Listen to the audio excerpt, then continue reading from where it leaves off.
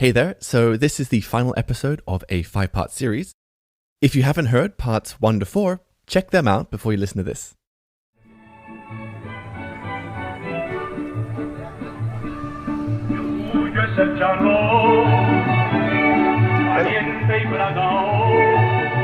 I'm back at that gathering of farmers where we met Olga back in episode 3.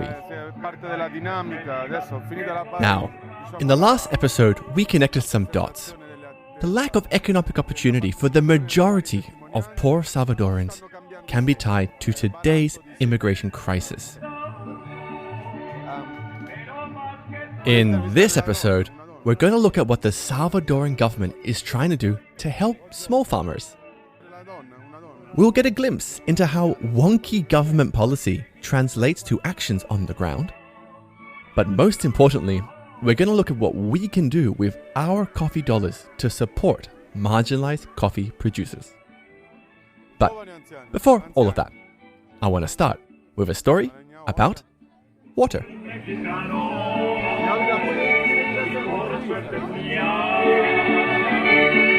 I'm James Harper, and this is Filter Stories, the untold stories hidden in your cup of coffee. ¿Ya no querías comer más, William? Está bien. So it's the end of a long morning. Everyone's had lunch, they're packing up. They cut the music. One by one, farmers leave, until I see this one man standing by himself. My NGO contact introduces me. Yo soy ingeniero agrónomo, mi nombre es Walter Retana. Walter is an agricultural engineer, and we quickly get onto this conversation about the environment and why it matters that El Salvador continues growing coffee. En San Salvador, el otro lago de Ilopango, todas las fuentes de agua dulce están en las cordilleras de café. He tells me that coffee trees are vital for El Salvador because they trap rainwater. 30-40% del área boscosa del país. Coffee trees make up to 40% of the forested lands in El Salvador. Ha llegado a llover casi 4,000 milímetros.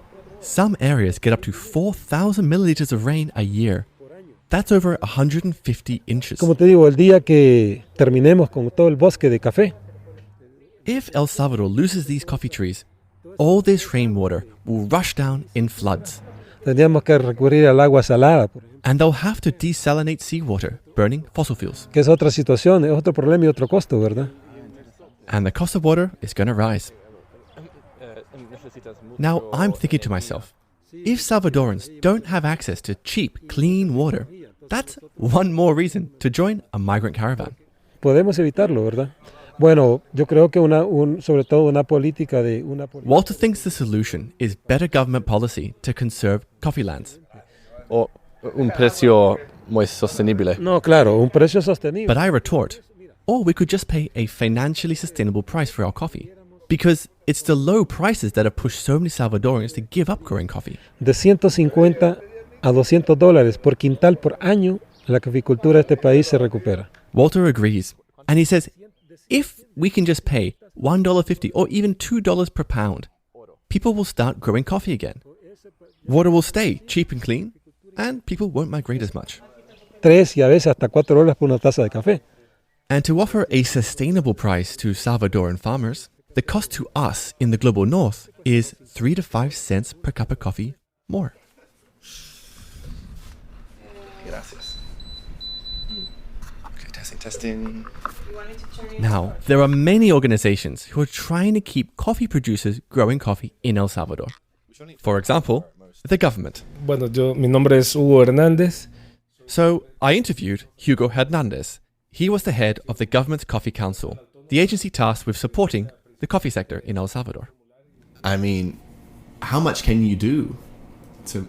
I ask him, how are you going to keep the small, marginalized producers that we've heard from in this series from giving up when the coffee price is just so low? Bueno, es precisamente lo que nosotros estamos... Hugo is translated by one of his employees, Sara Cortez. Okay, so what we are looking for is to break these traditional systems For example, in the internal trade, the producers, in most of the cases, they give their product, their coffee, to big national or local companies, and these companies sells or export the coffee to higher prices, and that differential price that sometimes is up from the New York stock market doesn't always reach the producer. Basically, the government is trying to help producers organize amongst themselves. If they can move up the supply chain, maybe process their own coffee, sell directly to buyers, they will get more of our coffee dollars.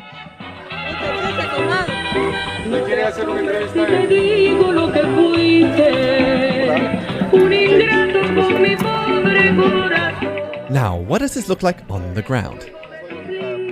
Let's rewind a bit.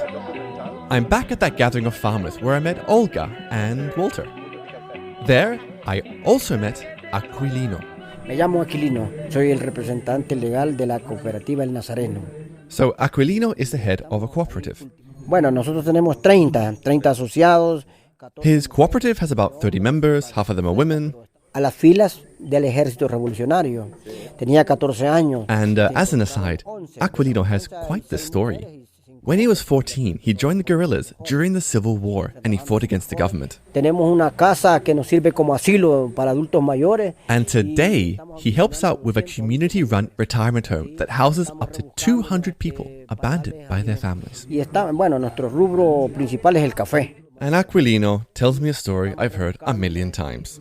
Pero ya mencionaba que el café pues no nos deja ganancias, sino pérdidas. They're losing money with coffee. Hortalizas.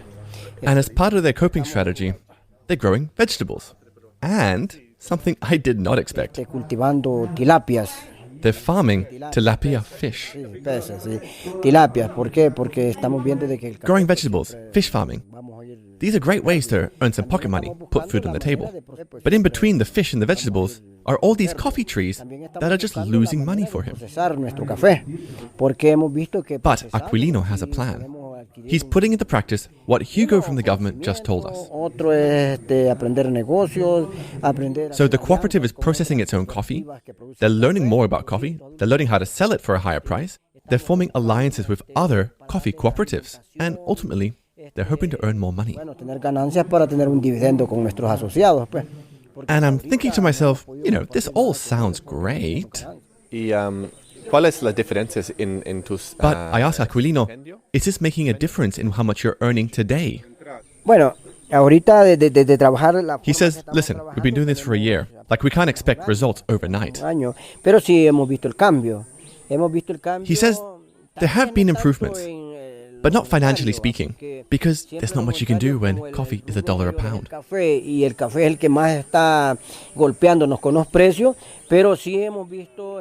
The overall message was, things are tough, but we have a plan, we're motivated, and things are going to get better in the future.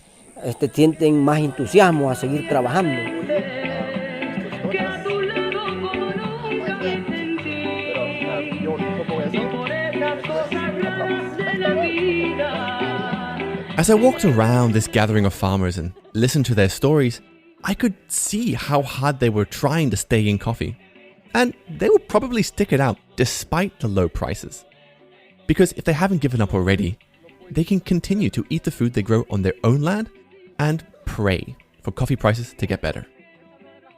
But these people aren't the issue. The younger generation, that's the challenge. Because most of these coffee producers are in their 50s, their 60s. In a decade or two, they may be too old to work. And their kids don't want to get into coffee because it doesn't pay.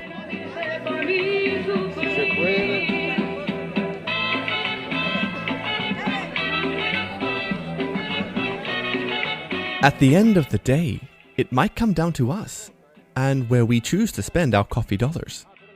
Because if we want the children of these marginalized farmers to stay in coffee and not migrate, maybe there's a way for our coffee dollars to reach them.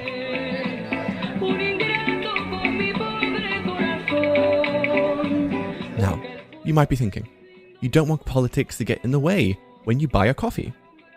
But the thing is, all the food we buy is tied to politics, where it was grown, under what economic and social conditions. Who in the chain is making money?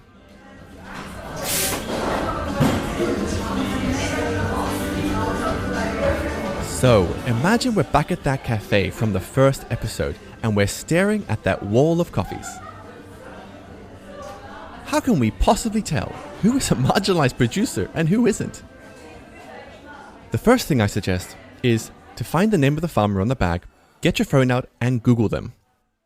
If their website looks like a Disneyland brochure, you can be pretty certain they're not marginalized. Okay, let's see. Let's Google where my coffee came from. La Cancha. Let's have a look. So remember back in part 1, that first coffee I bought in the cafe?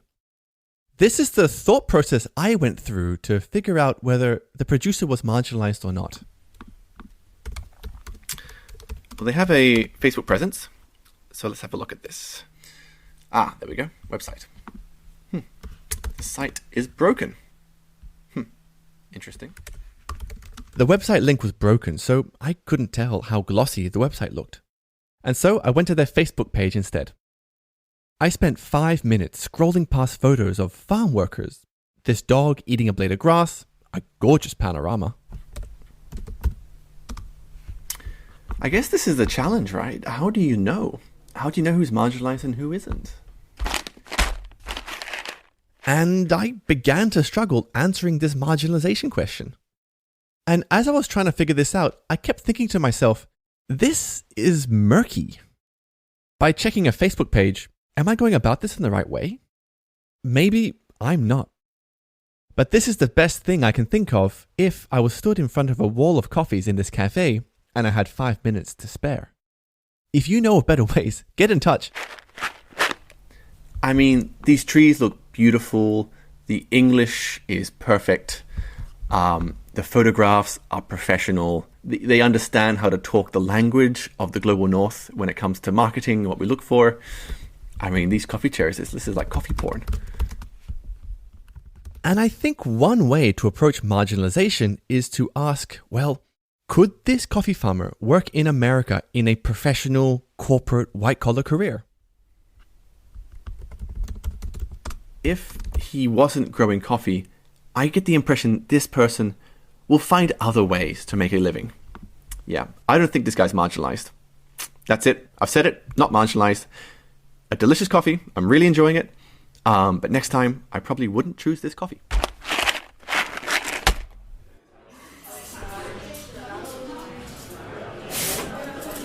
So we're back at the cafe. And if you're still staring at that wall of coffees, unsure who's marginalized and who isn't, stop. Look around you.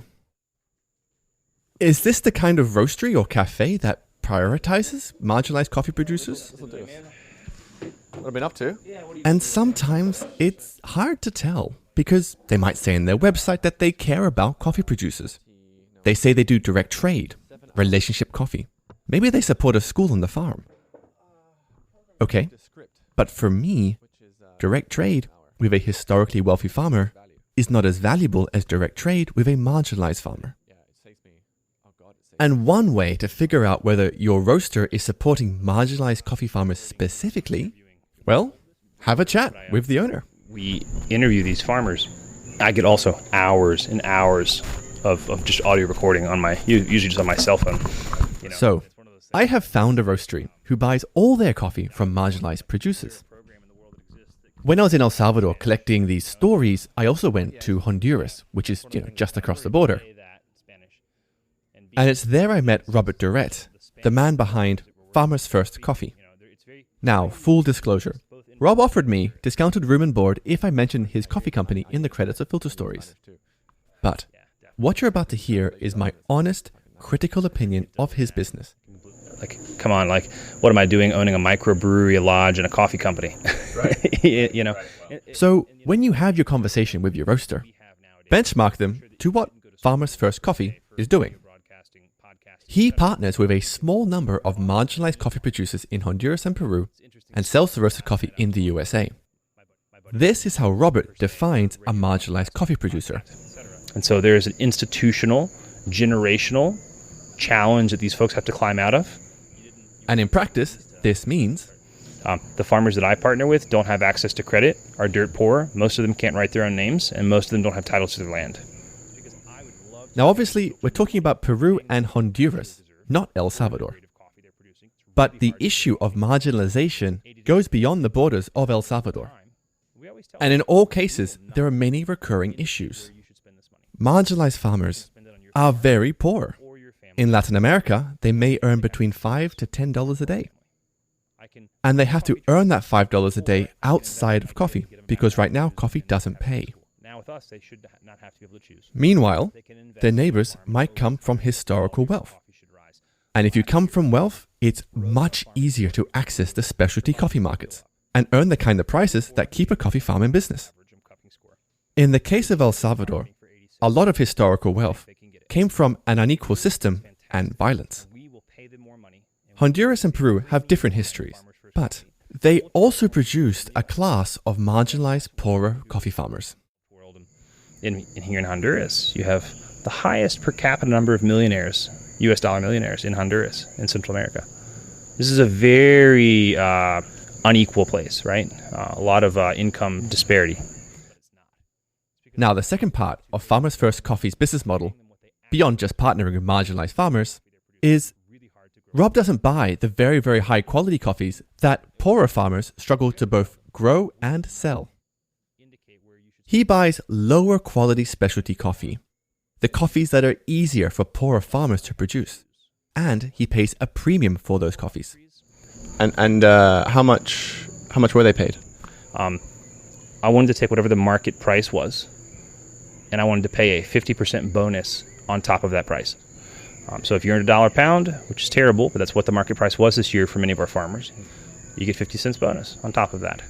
And the prices Rob pays, they are higher than the average for those qualities of coffees. But I wish Rob would disconnect the price he's paying the farmers from the commodity price. Instead, he could pay $2 per pound direct to the farmer. If a coffee farmer had $2 per pound in their hand, they would have a better chance sending their kids to school and investing in the farm. Just out of curiosity, why not just pay him $2? Just flat. So we've thought a lot about that. We've thought about having a fixed price that we would pay all of our farmers, but for the time being, there's a couple of different reasons why. Rob goes on to say that it's a startup and they have to prioritize profitability. We are a business. I have no shame in saying this. We're not a nonprofit. He also says, look, all these other roasters are selling the same quality of coffee at lower prices than us. How do we stay competitive? But there are market rates. We operate in an open free market. And it's difficult to go against that. We're already doing it. Rob is facing a problem that many people in coffee who want to support marginalized farmers are up against. How do you communicate everything we've discussed over this series to a coffee drinker who's there in a coffee shop staring at a wall of coffees? And not only that, also persuading them to pay more for the coffee. And we agreed that part of the solution is education and good storytelling. Listen, not all 5 farmers we partner with are going to have these like world-impacting, world-changing background stories, but they certainly have interesting things they can share with people, and we need to do a much better job of articulating those things. So yeah. Anyway, yeah.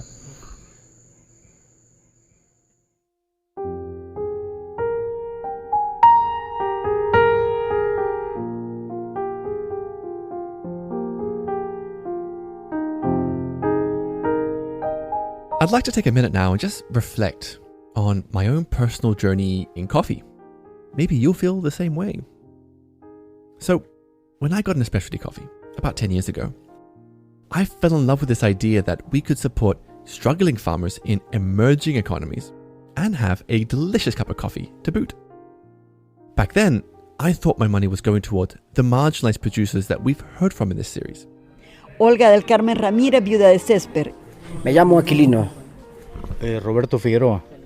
Luis Ortiz Ordóñez. Jesús Salvador Ortiz. Back then, the term specialty coffee for me captured this humanitarian focus and the fact the coffee tasted really good. So my career progressed. I worked for a big roaster in Australia. I came to Berlin, managed the wholesale department for a specialty roaster. And then I started Filter Stories about 2 years ago. I traveled to coffee-producing countries, and I saw that the reality is specialty coffee does keep coffee production alive. But what I realized is that my money probably wasn't supporting the struggling farmer that I had in my mind. So after 2 years, my definition of specialty coffee changed. For me, specialty coffee does not mean humanitarian focus and delicious coffee. It just means delicious coffee. I'm not sure what we call coffee though, that's sourced with a humanitarian focus. Ethical coffee? Conscious coffee? Ugh, I don't know. I'm sure you can think of a better name. If you know a roaster that supports marginalized farmers exclusively, tell me, hello@filterstories.org. What I'll do is put all these roasters together in a list. So when we want to buy coffee with a humanitarian focus, we know where to go and we can start spending our coffee dollars differently.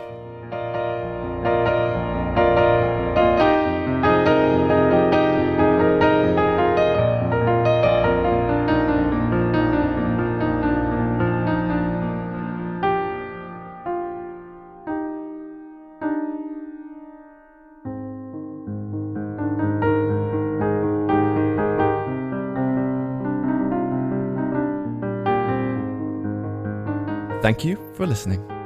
So this series, as well as all the Filter Stories, is recorded, produced, and edited by me. I also write and perform the piano music. I want to give a huge shout out to Dom Edgley for sound mixing the whole series.